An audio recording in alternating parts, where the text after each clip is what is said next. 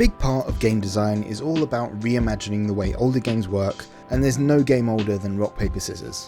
Hey, I have an idea. Why don't we play rock, paper, scissors, and whoever loses goes in first? Ooh, Okay. all right, I'm in. Ready? Welcome back to Other Pixel Games. I'm James, and these are 3 types of games that you didn't realise are just advanced rock, paper, scissors. Warfare games where you control a large number of troops have you playing rock, paper, scissors with your troop types. Think your Total Wars and your Fire Emblems. Like all the genres on this list, you don't always instantly win when you rock their scissors, but you are in a better position to do so. In this genre's case, you get higher damage or better odds.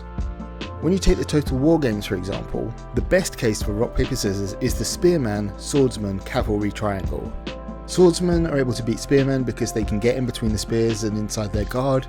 Spearmen can beat Cavalry because they just charge straight into their weapons, and Cavalry are better than Swordsmen because with their size and speed the Swordsmen just don't have the power to stop them.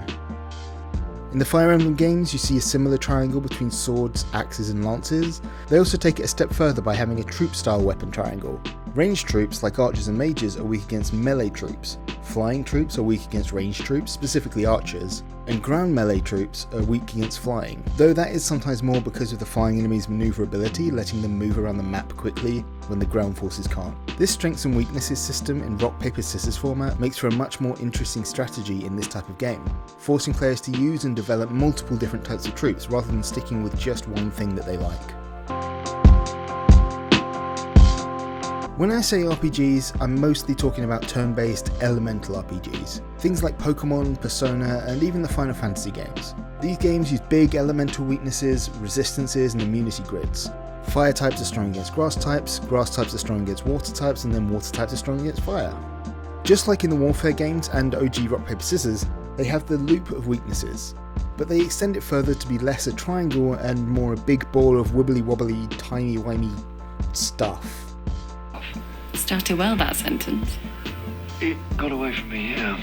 Where each type has several weaknesses, several strengths, sometimes immunities, and even more rarely, it has types that heal them instead.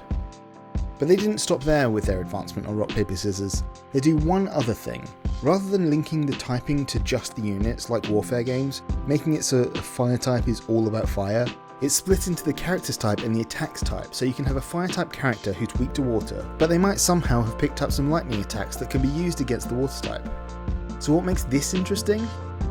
Let's take Pokemon as the main example here. You have 18 elemental types, all of them with strengths, weaknesses and immunities, most with multiple. Each Pokemon can have 1 or 2 types, and they can learn up to 4 moves each, and you can carry up to 6 of them at a time. Similar to Warfare games, RPGs with this kind of elemental affinity work create a game where players spend time creating interesting compositions, mixing and matching teams and attacks to try and make sure that they have an answer for whatever enemy they come up against. It takes the potential monotony of a turn-based game that just has you attack over and over to a more strategic game where you have to make the right choices in order to survive. We've spoken a lot about games where you can control a group or army of people or creatures, but it's also true at the other end of the spectrum of games. Action games often use rock, paper, scissors style systems to create variety in their games. Games where you're given a few different specific weapons or weapon types are great examples of this.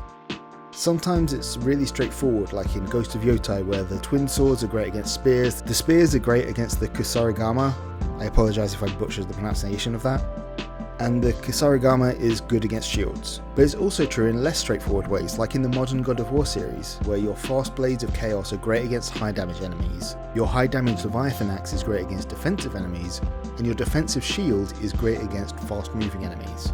The reason for these games to have rock, paper, scissors style mechanics isn't just to force you to be strategic or to build interesting compositions, though there is some of that.